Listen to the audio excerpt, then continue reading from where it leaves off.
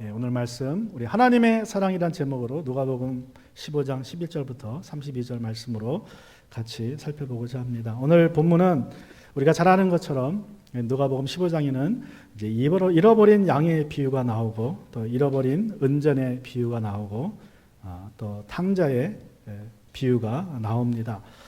이 세 비유가 15장에서 나오는데 이 세 비유의 제목만 보면 세 비유의 주인공들이 각각 잃어버린 양이고 잃어버린 은전이고 잃어버린 아들인 탕자인 것처럼 보여집니다.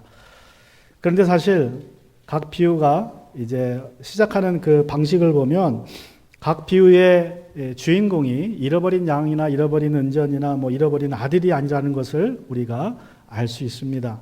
그래서 각 비유가 이렇게 시작을 합니다.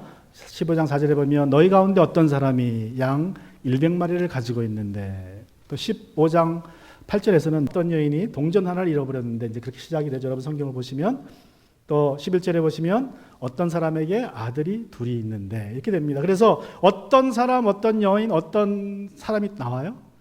그래서 이 어떤 사람이 주인공입니다. 어떤 목자가 주인공이고요, 어떤 아내가 주인공이고요, 어떤 아버지가 주인공입니다. 그래서 우리가 잘 아는 것처럼 이 어떤 아버지는 바로 하나님을 의미합니다. 이 비유에서 어떤 아버지. 또 이 비유에서 어떤 여인도 마찬가지고 어떤 목자도 마찬가지고 다 하나님을 우리가 상징한다고 볼 수 있습니다.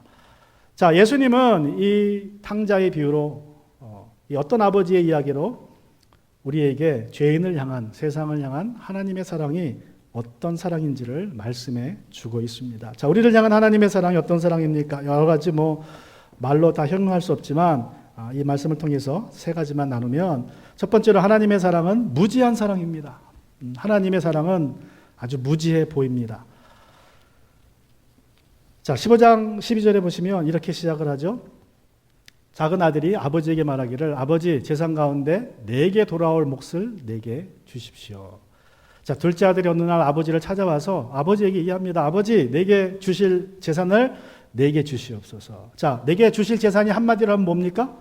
내가 받을 몫을 한마디로 하면 유산이죠, 유산. 자, 그런데 유산을 언제 받습니까? 유산은 언제 받아요? 아버지가 돌아가셔야 받는 것입니다. 물론 미리 유언장을 써서 뭐뭐는 누구한테 간다 다 지정할 수는 있지만 그 유언장이 효과를 발휘하는 것은 아버지가 돌아가셔야 돼요. 자, 그런데 이 아들이 아버지가 죽기도 전에 유산을 달라고 합니다. 물론 유산을 미리 받을 수는 있어요. 언제의 경우에? 아버지가 미리 주겠다고 하면 미리 받을 수는 있습니다. 아브라함이 그렇게 했습니다. 아브라함의 창세기 25장 5절 6절에 보시면 아브라함은 자기 재산을 모두 이삭에게 물려주고 첩들에게서 얻은 아들들에게도 한 몫씩 나눠주었는데 그가 죽기 전에 첩들에게서 얻은 아들들을 동쪽 곧 동방의 땅에 보내어서 자기 아들 이삭과 떨어져 살게 하였다. 자, 아브라함이 좀 어떤 목적을 가지고 자기 유산을 미리 아들들에게 나누어 주었습니다. 그래서 중요한 것은요, 유산을 미리 받을 수는 있으나 그것은 온전히 아버지의 결정입니다. 아버지가 미리 주겠다 하면 미리 받을 수 있지만 그렇다고 아들이 달라고 하는 것은 이건 다른 문제예요. 그죠? 그것은 굉장히 무리한 것입니다. 아들의 도리가 아닙니다. 자, 탕자가 아버지에게 와서 아버지가 주겠다고 하지도 않는데 와서 유산을 달라고 하는 것은 그 속마음의 이면을 보면 그 이면에 어떤 마음이 있었다는 것이에요. 아버지를 아침마다 볼 때마다 저 노친내가 언제 돌아가시나, 내가 언제 유산 받나, 그런 생각만 하고 있을 거 아니에요? 그죠? 그러다가 기다려도 아버지가 창창하고 건강하니까 돌아가실 기색은 없고, 그러니까 어떻게 해요? 견디다 못해서 그냥 와가지고 불쑥 얘기해버린 거예요. 아버지, 나에게 유산을 미리 주십시오. 한번 상상해 보세요. 아버지가 아직도 새파랗게 살아있는데 아버지에게 와서 유산을 달라는 것은 정말 버르장머리 없는 그러한 아들의 모습입니다. 저 같으면 그냥 그런 아들이 있으면 지영이는 안 그럴 것 같고 주영이가 그럴 수 있을 것 같아요. 주영이가 유산을 미리 달라고. 그러면 그냥 혼나겠죠. 비싸게 한 대 맞겠죠. 자, 아들이 와서 유산을 미리 달라고 하는데 그 아버지는 어떻게 합니까? 이 버르장머리 없는 아들이, 그것도 둘째 아들이 와서 유산을 달라고 막 졸라대는데 아버지가 어떻게 반응합니까? 아주 놀랍게 반응을 합니다. 우리 15장 12절 후반절에 보면 그래서 아버지는 살림을 모두 두 아들에게 나누어 주었다라고 말씀하고 있어요. 나누어 주었다. 자, 여기서 살림이라고 번역된 그 헬라 말이 바이오스입니다. 바이오스. 생명이란 뜻입니다. 육체의 생명이란 뜻이에요. 근데 그것을 살림이라고 번역을 했어요. 다시 말하면 아버지가 모은 재산, 그 살림은 아버지에게는 생명과 같은 것입니다. 왜 그래요? 아버지가 피땀 흘려 일구었으니까. 아버지에게 생명이에요. 그러니까 그 생명을, 자기에게 피와 살 같은 돈을 두 아들에게 나누어 줍니다. 막 나가는 둘째 아들이 나쁜 그 버릇을 고치고 좀 훈계를 하고 주는 것이 아니라 그냥 줘버려요. 신명기 말씀해 보면 큰 아들에게는 2몫을 주라고 말씀하고 있어요. 그래서 아마도 이 말씀에 근거하면 큰 아들이 2몫을 받고 둘째 아들은 1몫을 받았을 거예요. 그래서 뭐 그래도 적지 않은 재산을 이제 물려받게 됩니다. 그런데 여러분, 만약에 이런 상황이 여러분이 아버지라면 여러분은 재산을 주겠습니까? 여러분의 재산, 엄청난 재산입니다. 부자입니다. 부자 아버지예요. 땅을 가지고 있는 아주 엄청난 부자인데 여러분의 재산의 3분의 1을 이렇게 버르장머리 없는 아들에게 주시겠습니까? 더욱이 본문에 보면 여러분이 아시는 것처럼 이 아들은 결혼했다는 말이 없어요. 미혼입니다. 미혼 아직. 여러분 당시에는 12살이 넘으면 남자나 여자나 결혼시켜버립니다. 12살이 성인이에요. 지금도 유대인들은 12살에 성인식을 하죠. 그럼 무슨 말이냐면 이제 결혼을 할 준비가 됐다는 거예요. 여자나 남자나. 그래서 12살이 지나면 결혼 준비를 시키고 좋은 배필이 생기면 결혼시켜 버립니다. 독립된 이제 가정을 이루어요. 그래서 최소한 20살이 되면 대체로 다 결혼을 해요. 그런데 이 아들이 아직 미혼이라는 것은 무슨 말이에요? 나이가 많이 먹어도 20살. 20대 초반. 노총각이죠. 그 당시 기준으로 보면. 자, 아직 미혼인 남자 아들이 와이프도 없고 가족도 없습니다. 근데 재산을 달라 그래요. 유산을. 아버지가 줘버립니다. 자, 이 젊고 혈기왕성한 아들이 그 많은 엄청난 돈을 받으면 여러분 아들이 어떻게 하겠어요? 아들이 아무리 뭐 버리장머리는 없지만 똑똑하다 하더라도 그 사업을 하겠다 하더라도 사업을 제대로 하겠습니까? 세상 경험이 없는데 아버지 밑에서 좀 배우고 나가야 되는데 배우기 전에 가버리는 거예요. 그리고 버리장머리도 없어요. 하는 집 보면 진짜 버리장머리가 없어요. 아버지한테 돈을 미리 달라 그러는데 그 돈 받아서 뭐 하겠어요? 그 혈기왕성한 돈이 있고 시간이 있고 가진 건 돈하고 시간밖에 없는 이 아들이 뭐 하겠습니까? 그 뻔한 거 아닙니까? 불보듯. 가면 허랑방탕하게 쓰겠죠. 낭비하겠죠. 엉뚱한 데 쓰겠죠. 아버지의 경험으로 볼 때는 아들이 어떻게 할지를 분명히 알았어요. 그럼에도 불구하고 이 아버지는 아들에게 그 많은 유산을 아무 소리 않고 줍니다.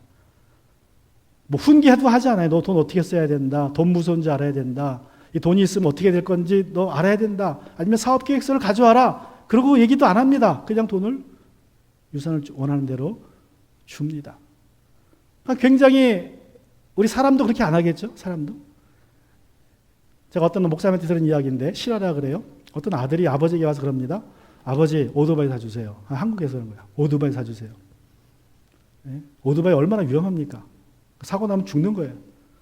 그래서 아버지가 놀래가지고 야, 못 사준다. 그랬더니 아들이 아버지한테 그래요. 아버지 맨날 자유유지 하면서 아마 아버지가 목사님인 것 같아. 맨날 자유유지 하면서 내가 왜 오토바이 사달라고 그러는데 안 사줬습니까? 그랬더니 아버지가 지혜를 딱 짜냈어요. 그것도 내 자유다. 그래서 안 사줬어요. 그래서 이 아들이 나가서 아르바이트를 하기 시작해요. 2년 동안 열심히 일해가지고 아마 오토바이가 이게 한국 게 아닌가 봐. 뭐 할리 데이비슨이나 이런 건가 봐. 2년 동안 열심히 일해서 오토바이를 샀습니다. 그걸 아버지 앞에 끌고 왔어요. 아버지가 걱정이 됐어요. 야, 저거 타고 다니다가 사고 나면 큰일 나는데. 그래서 아버지가 기도를 합니다. 하나님, 아들이 저 오토바이에 대한 관심이 없어지게 해주세요. 열심히 기도해서 다행히도 얼마 지나지 않아서 정말로 아들이 오토바이 타보니까 재미없는 거예요. 그래서 아버지한테 와가지고 아버지 이거 좀 팔아주세요 그러더래요. 그래서 중고로 샀는데 다시 중고로 팔았는데 더 비싸게 팔았대요. 여러분 우리가 인간의 아버지로서 자식들이 요구하는 걸 다 줄 수 없습니다. 왜 그래요? 뻔히 결과를 알 때는 아무리 구해도 달라고 해도 줄 수 없어요. 어떤 결과가 일어날지 아니까. 그런데 하나님 아버지는 달라고 하시면 주십니다. 주세요. 그게 무엇이든 간에. 제가 지난주 중에 유튜브로 전광훈 목사님의 설교를 들었습니다. 어떤 설교냐면 이 목사님이 그러시더라고요. 자기가 국민학교 때, 중학교 때 공부를 되게 못했대요. 국민학교 때 62명 중에서 61등이었대요. 근데 자기 62등은 전응하였대요. 그래서 걔는 몇 시에 오든 선생님이 신경 안 쓴대요. 그래서 선생님이 항상 하는 소리가, 야, 너는 전응하다 아닌데 이렇게 공부를 꼴찌 하냐. 맨날 혼나는 거예요. 네 밑에 하나밖에 없는데 쟤는 전응하니까 어차피 학교 오든 하든 상관없지만 너는 왜 그러느냐. 4학년 때 성적평가 이렇게 보니까 거기에 써 있대요. 덩치는 큰데 미련하다. 예? 그런 것 같은 좋지 않은 것만 다 적히는 거 생활부 1학년 때 6학년 때까지. 그래서 엄마가 나중에는 중학교 때 서울로 고등학교 올라가면서 유학을 보냈대요. 공부 좀 하라고. 근데 교회는 다니고 있었나 봐요, 계속. 서울 와서 보니까 서울에서 교회를 다니는데 특별히 이제 교회 가니까 여학생들도 있고 그러는데 자기하고는 너무 다른 사람이더래요. 자기는 완전히 시골 촌놈이고 서울의 여학생들이 얼마나 예쁘게 하고 다녀요. 그러니까 같이 밥 먹자 그러면 밥도 못 먹고 도망치고. 그래서 자기 모습이 너무나 부끄러워서 기도하기 시작했대요. 하나님 지혜를 주세요. 지혜를 주세요. 1년 동안 기도했대요. 근데 하나님 정말로 지혜를 주셨대요. 그래서 공부를 잘하게 됐다고 합니다. 하나님은 달라 그러면 주세요. 때로는 그게 우리에게 해가 될지라도. 그래서 오늘 말씀 보시면 우리 예수님께서 우리를 향한 하나님의 말씀을 마태복음에서 잘 말씀하고 있죠. 우리가 잘 아는 말씀인데 마태복음 7장 9절부터 11절에 보시면 너희 가운데 아들이 빵을 달라고 하는데 돌을 줄 사람이 어디 있으며 생선을 달라고 하는데 뱀을 줄 사람이 어디 있겠느냐. 너희가 악해도 너희 자녀에게 좋은 것을 줄 알거든 하물며 하늘에 계신 너희 아버지에게 구하는 사람에게 좋은 것을 주시지 않겠느냐. 하나님은요 주십니다. 달라 그러면 주시는데 더 좋은 거 주세요. 노를 안 하세요. 근데 어쩔 때는 분명히 우리 인간의 눈으로 봐도 이거 주면 안 되는데도 주시는 거예요. 그래서 하나님의 사랑이 무지해 보여요. 하나님 그것도 모를까? 왜 저거를 달라면 다 줄까? 저거 주면 저 사람 이상하게 될 텐데. 근데도 달라 그러면 주세요. 그렇기 때문에 여러분 하나님은 달라면 다 주시는 분이기 때문에 지혜롭게 구하셔야 돼요. 지혜로운 걸 구하셔야 돼요. 하나님은 그냥 주세요. 나 같으면 안 줄 걸 주세요. 오늘 설교 들어오기 전에도 지영이가 왔어요. 옆에 서 있어. 제가 이제 예배를 잘 드리면 게임 타임을 줘요. 30분씩. 그러니까 오늘은 선영이가 제일 일찍 왔어.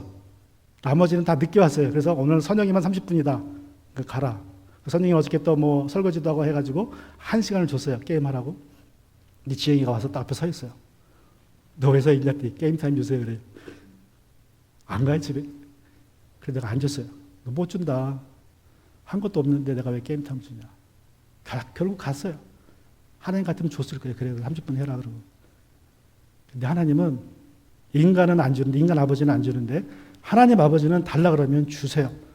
그래서 하나님의 사랑이 참 무지해 보여요. 그 받은 복 때문에 화가 되는데도 불구하고 하나님은 주시기 때문에.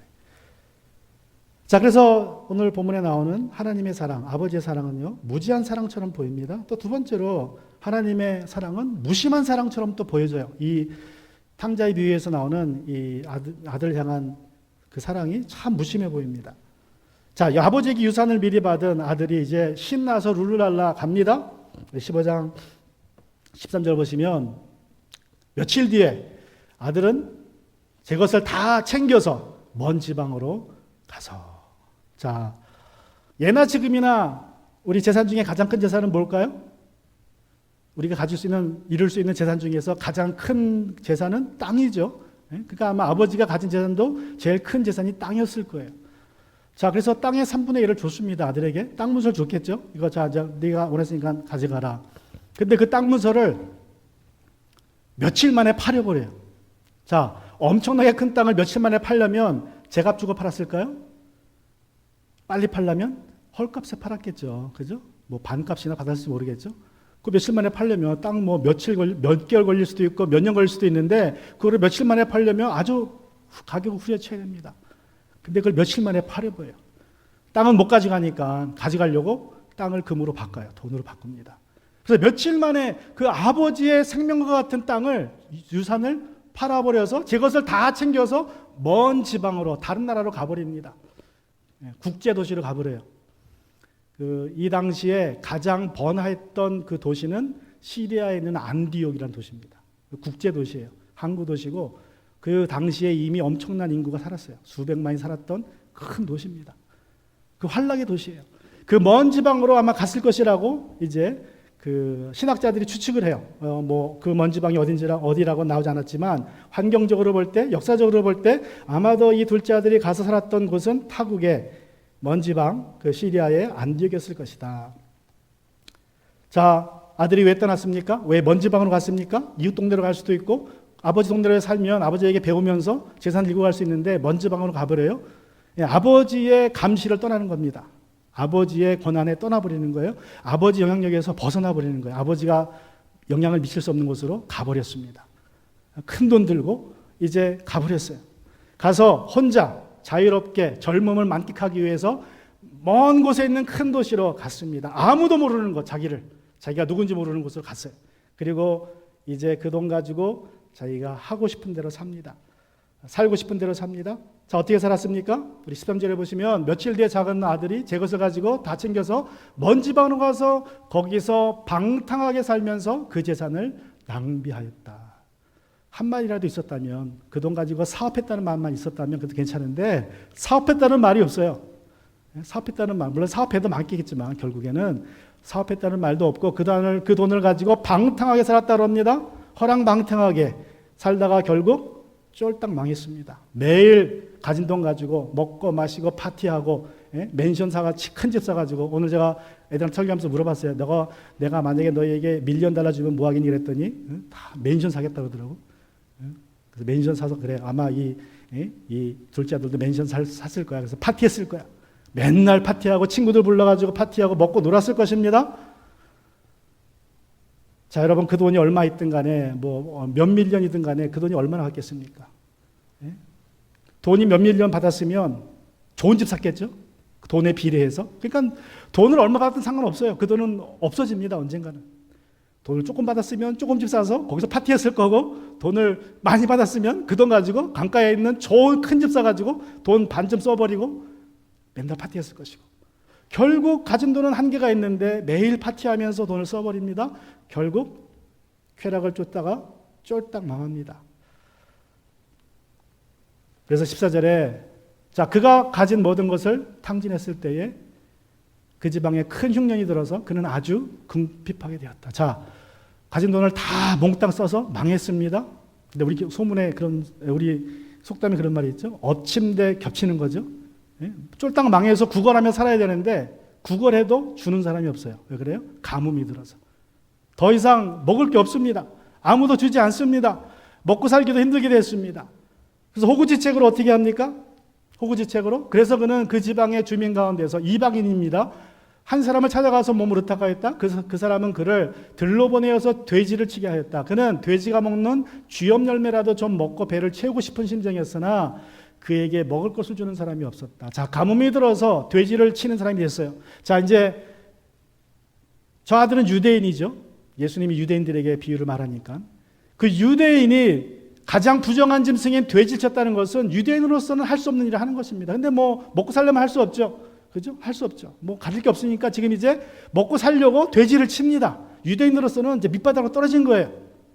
돈 없는 건 뭐 둘째 치고라도 사회적으로 이제 지탄받는 유대인에게는 그러한 모습이 된 겁니다. 자, 그런데 문제는 그 쥐염 열매를 뺏어 먹어야 되는데 그 열매도 못 뺏어 먹어요.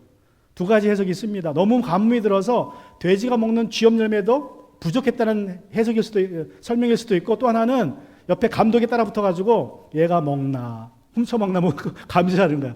그렇게 또 해석한 분이 그것도 맞는 것 같아요. 돼지가 줘야 되는데 돼지는 안 먹고 지가 뺏어 먹을 수 있으니까 감독이 따라 붙어가지고 돼지에게 주나 안 주나 항상 붙어 있는 거예요. 못 얻어먹어. 못 뺏어 먹습니다. 그래서 날마다 그 쥐염 열매라도 한 주먹 먹고 싶은데 얻어먹을 수가 없어요. 그때 어떻게 합니까? 자, 이제 굶기를 밥 먹듯 할 때 그가 어떻게 됩니까?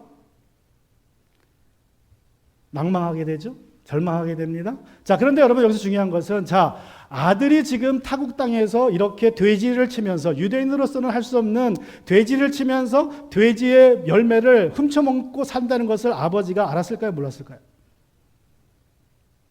아버지가 알고 있었을까요? 몰랐을까요? 이야기 내용을 볼 때 저는 알았다고 봅니다. 아버지는 아들이 비록 먼 곳에 갔지만 어떻게 지내는지 잘 알고 있었어요. 자, 어떻게 제가 그 이렇게 단정적으로 말씀드릴 수 있냐면 11장 3절에 보시면요, 이런 말씀이 있어요. 자, 아들이 돌아와서 그 아들을 위해서 잔치를 아버지가 베풀었죠. 그때 형이 잔치 소리를 듣고 집으로 돌아와서 아버지에게 불평하는 소리예요. 30절이. 그런데 장녀들과 어울려서 아버지의 재산을 다 삼켜버린 이 아들이 오니까, 자, 형은 뭐 했어요? 아들이 자기 동생이 어떻게 사는지 알고 있었어요. 그 먼 곳에 가서 자기가 유산으로 받은 돈으로 장녀들하고 허랑방탕 있었다는 것을 형이 알았습니다. 그러면 아버지가 몰랐겠어요? 아버지도 알았죠. 자, 이제 여기부터는 제 추측인데, 저 말씀에 근거해서 그럼 어떻게 알았을까? 저 이렇게 생각을 해요. 자, 둘째 아들이 땅을 팔아서 금을 만들었습니다. 그 금을 가지고 가는데 못 들고 가겠죠, 무거우니까. 그럼 어떻게 들고 가요? 나귀를 아버지가 줬겠죠. 야, 그래, 나귀라도 타고 가라. 그 무거운 거 어떻게 가져가냐. 그 당시에 여행을 먼 곳으로 가면 굉장히 위험합니다. 강도들이 넘쳐가지고. 그래서 분명히 아버지가 종들을 따라 붙였을 거예요. 바디가드로. 우리 다 쟤 좀 쫓아가라. 그래서 나귀의 재산을, 금을 싣고 종들을 한둘 데리고 아들이 떠납니다. 그리고 갔어요. 안디옥으로 가서 정착을 했어요. 집을 사가지고 맨날 파티하니까 종들도 거기 머뭅니다. 집에 가면 일해야 되니까, 큰 주인님 집에 가면 맨날 일해야 되니까 아들 밑에 빌부터 살아요. 같이 파티하면서 서빙하면서 이 종들이 먹고 살아요. 그러다가 쫄딱 망해버렸어요. 그랬더니 종들이 자기도 먹고 살기 힘드니까 집으로 돌아와 버려요. 그 다 리포트를 하죠. 지금 아들이 어떻게 살다가 쫄딱 망했다는 거를. 그래서 형이 알았어요. 그 형이 알았으면 아버지도 알았어요. 근데 그 아버지는 아들이 거기서 쥐업 열매를 훔쳐먹고 있고 돼지를 치고 있는데도 불구하고 가만히 둡니다. 아버지는 마음만 본인이 원했으면요, 가서 사람을 보내서 데리고 오면 돼요. 종들도 보내서 야, 데리고 가라 빨리. 그러고 사냐. 그러면 됩니다. 그런데 아버지 그렇게 안 해요. 그냥 놔둡니다. 굉장히 무심해요. 때로는 우리도 그럴 때가 있어요. 내가 정말 힘들고 어려운데, 고난 중에 있는데 아버지가 아무 얘기를 안 해요. 나를 구해주지 않습니다. 우리 하나님 아버지가.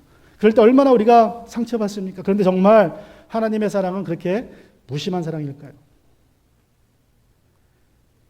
제가 이야기를 하나 예화를 말씀드리겠습니다. 한 남자가 이제 머리가 깎을 때가 돼서 머리 깎으러 이발소로 갔어요. 이발사가 머리를 깎습니다. 미국 사람들 얘기하기 좋아하니까 이제 이발사가 이 얘기 저 얘기를 해요. 깎는 시간 동안에 이 얘기 별의별 주제 얘기를 다 하다가 할 얘기가 없으니까 마침내 하나님 이야기도 합니다. 종교 이야기를 해요. 그래서 이 이발사가 막 깎으면서 그런 얘기를 해요. 나는 하나님 없다고 생각합니다. 선한 하나님이 계시다면 이 세상에 왜 그렇게 거지들이 많고 불쌍한 사람들이 많고 왜 많은 어려운 일들, 이해가 안 되는 일들이 벌어지고 있습니까? 선하신 하나님이 계시다면 그런 일이 있을 수 없습니다. 그러므로 나는 하나님이 없다고 생각합니다. 하나님은 계시지 않습니다.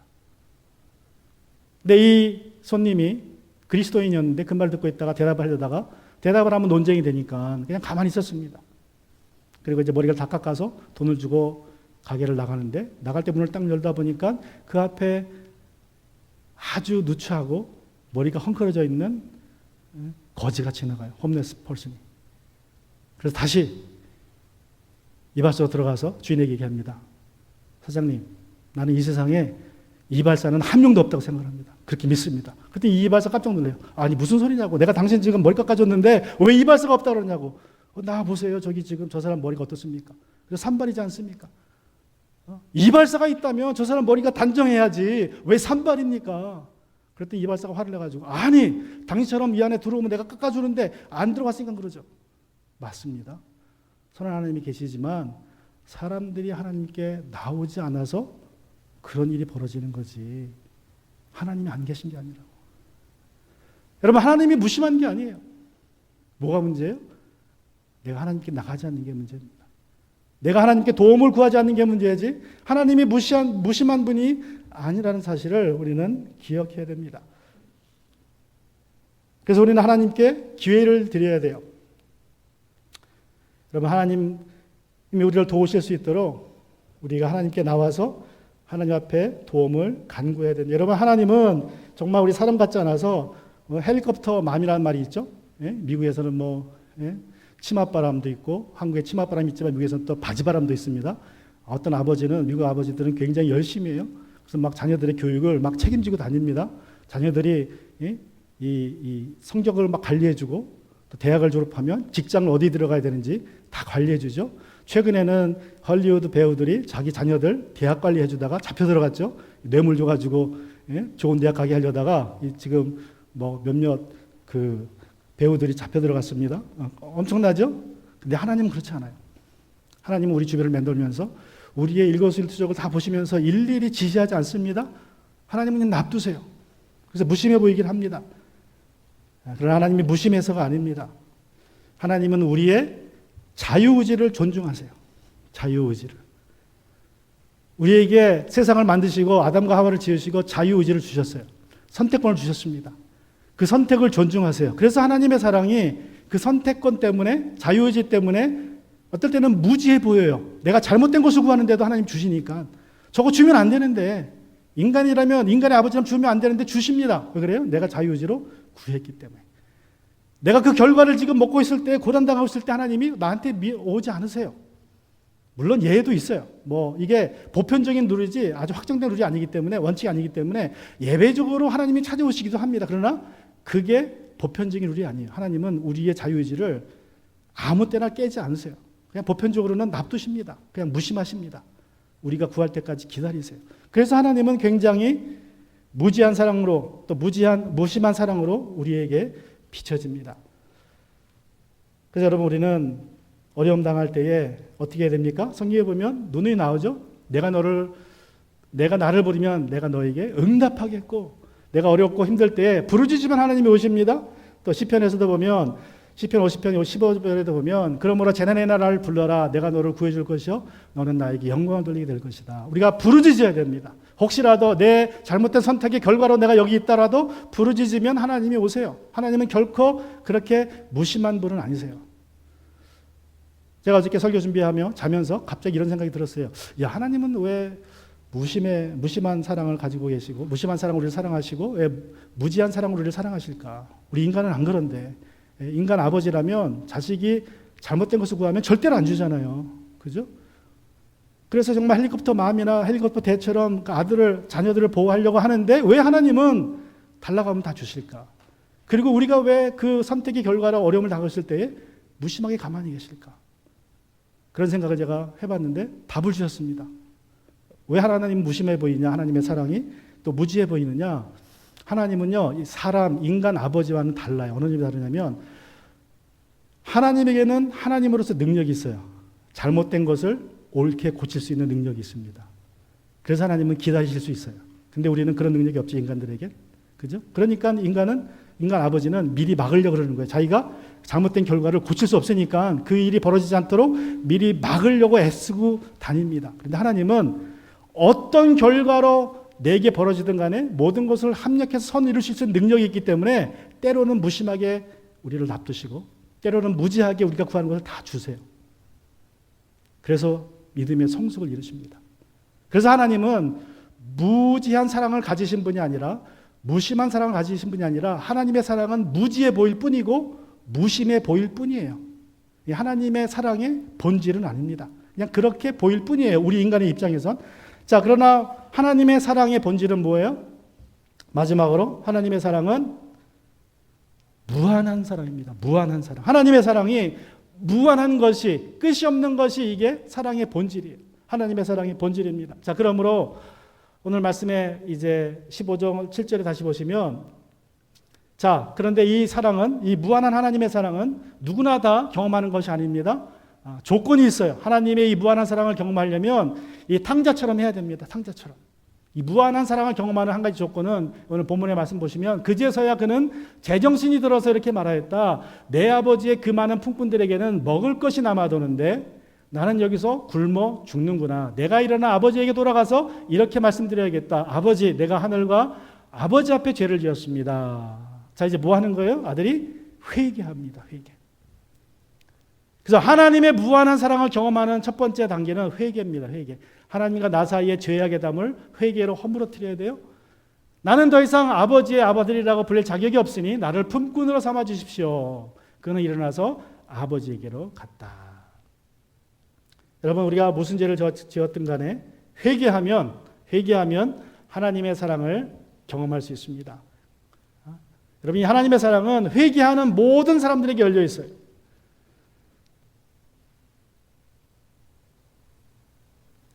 당자는 회개하고 자기의 죄의 자리에서 일어났습니다.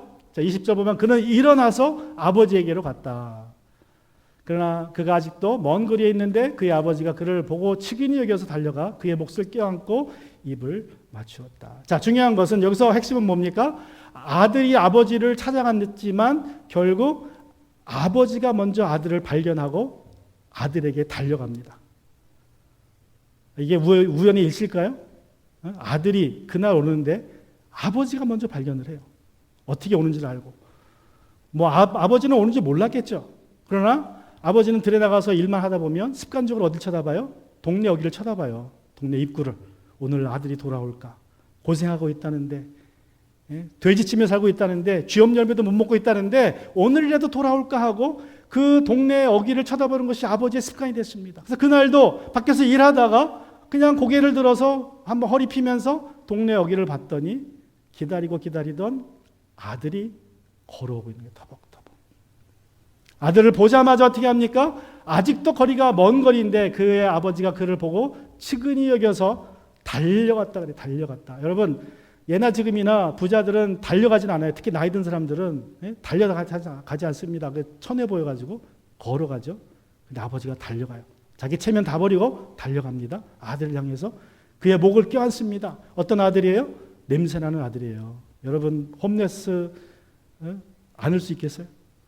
근데 껴안아요. 그냥 와락 껴안습니다. 그리고 입을 맞춰요. 아버지가 저렇게 행동으로 아들을 맞이합니다. 꾸짖지 않습니다. 내가 너 그럴 줄 알았다. 꾸짖지 않아요. 내가 너 이렇게 이꼬지러 올 줄 알았다. 꾸짖지 않고 아무 말도 않고 그냥 아들을 껴안고 입을 맞추고 환영합니다. 그랬더니 아들이 이제 마침내 준비한 고백을 하죠. 어떤 고백입니까? 21절 보면 아들이 아버지에게 말했다. 아버지, 내가 하늘과 아버지 앞에 죄를 지었습니다. 이제부터는 나의 아버지의 아들이라고 불릴 자격이 없습니다. 자, 그런데 흥미로운 사실은 한 가지는 얘기 안 했어요. 아들이. 한 가지를 빼먹습니다. 일부러 빼먹었는지 잊어먹어서 빼먹었는지 아니면은 와서 보니까 하나님이 아버지가 나를 이렇게 환영하시네. 이건 빼야겠다.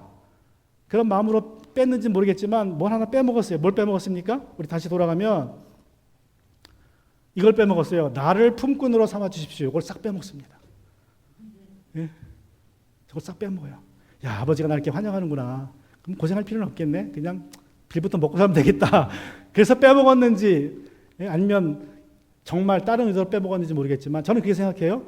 여러분 한번 생각해 보세요. 자기는 정말 미안한 마음으로 품꾼의 마음으로 돌아가고 있는데 아버지가 먼저 발견하고 자기를 달려 나옵니다. 그리고 아무 소리 않고 안고 뽀뽀해줘요. 그런데 그 아버지에게 나를 품꾼 삼아 주세요라고 말한다는 것은 아버지의 사랑을 모욕하는 거라고 생각했을 거예요, 아들이. 그래서 그 말은 빼요. 차마 그 말은 못하겠는 거예요. 아버지 나를 품꾼으로만 받아주세요. 아버지의 사랑이 너무나 커서 그 사랑을 모욕할 수 없어서 이제 철이 들어서 이 얘기는 뺍니다. 여러분, 이 고백을 들은 아버지가 어떻게 합니까? 우리 22절부터 24절까지 보면 그러나 아버지는 종들에게 명령하였다. 어서 좋은 옷을 꺼내어서 그에게 입히고 손에 반지를 끼우고 발에 신을 신겨라. 그리고 살찐 송아지를 끌어다가 잡아라. 우리가 먹고 즐기자. 나의 이 아들은 죽었다가 살아났고 내가 잃었다가 되찾았다. 그래서 그들은 잔치를 벌였다. 자, 여기서 중요한 말은 그러나라는 접속어입니다. 그러나. 우리 하나님의 사랑, 우리를 향한 하나님의 사랑은요, 그러나의 사랑이 그러나의 사랑. 그러나. 나는 이런 모습이지만, 나는 이런 죄인이지만, 그러나 하나님은 나를 사랑하세요. 근데 그 사랑이 말로 하는 사랑이 아닙니다. 자, 여전히 아버지는 누구한테 얘기를 안 해요? 누구한테 얘기 안 합니까, 지금? 자, 아들을 보자. 아들에게 달려가셨어요. 그리고 아들을 껴안습니다. 뽀뽀합니다. 그리고 집으로 데리고 왔어요. 그 어느 와중에 아들이 고백을 해요. 내가 죄인입니다. 아버지께 죄를 졌어요. 그랬더니 그 고백을 듣고 아들에게 괜찮다. 내가 다 이해한다. 그런 얘기도 안 해요. 얘기를 하는 대신에 아들한테 얘기하는 대신에 종들에게 명령을 합니다. 좋은 옷을 꺼내어라. 아들에게 좋은 옷을 다시 입혀줘요. 그의 신분을 회복시켜 줍니다. 그리고 반지를 끼워줘라. 그 아들로서의 권리를 또 회복시켜줘요. 이제 너는 내 아들이다. 그리고 신발을 신겨줘요. 너는 종이 아니다. 당시에 종들은 신을 안 신었어요. 너는 종이 아니라 내 아들이다. 행동으로 다시 한번 아버지가 아들에게 사랑을 보여주세요. 이것이 아버지의 무한한 사랑입니다. 아들은 그렇게 큰 죄를 저질렀지만, 정말 아들로 불릴 자격을 상실했지만, 그럼에도 불구하고 아버지는 한마디도 꾸짖지 않아요. 그리고 행동으로 보여줍니다. 아버지의 사랑을 행동으로. 1895년에 노르웨이에 난센이라는 탐험가가 있습니다. 이 사람이 노르웨이에 사니까 북극 탐험을 이제 계획했습니다. 그래서 배를 하나 자기가 후원받아서 배를 잘 지어 만들어서 북극 탐험을 떠났습니다. 근데 가다 보니까 북극은 얼음이 덮여 있잖아요. 북극점까지 못 갑니다. 얼음 때문에. 그래서 중간 바다에 이제 깊이를 탐사하기 시작해요. 준비한 동아줄을 다 내립니다. 근데 그 동아줄이 바다 끝에 닿진 않아요. 자기가 준비한 걸 다 내렸는데도. 그래서 그날 밤에 일기를 씁니다. 북극해의 바다는 하나님의 사랑처럼 끝이 없다. 얼마나 멋진 표현입니까? 이 바다는 하나님의 사랑처럼 끝이 없다. 여러분, 우리를 향한 하나님의 사랑은 그냥 무지한 사랑, 무심한 사랑이 아닙니다. 무한한 사랑이에요. 끝이 없는 사랑. 내 상상을 초월하는 사랑. 내가 가진 모든 자로 측량할 수 없는 사랑이 바로 우리를 향한 하나님의 사랑인 줄로 믿습니다. 이 측량할 수 없는 하나님의 사랑을 하나님이 우리에게 보여주셨죠? 어디서 보여주셨습니까? 십자가에서 보여주셨어요. 십자가에서. 예수님의 십자가로 하나님이 그 무한한 사랑을 보여주셨습니다. 그래서 여러분이 그 십자가에 나오면 무지해 보이는 하나님의 사랑, 무심해 보이는 하나님의 사랑이 이제 무한한 하나님의 사랑으로 바뀝니다. 매일 무한한 사랑 속에 사는 저와 여러분 되기를 주님의 이름으로 축원합니다. 우리 같이 시간을 기도하기 원합니다. 주님.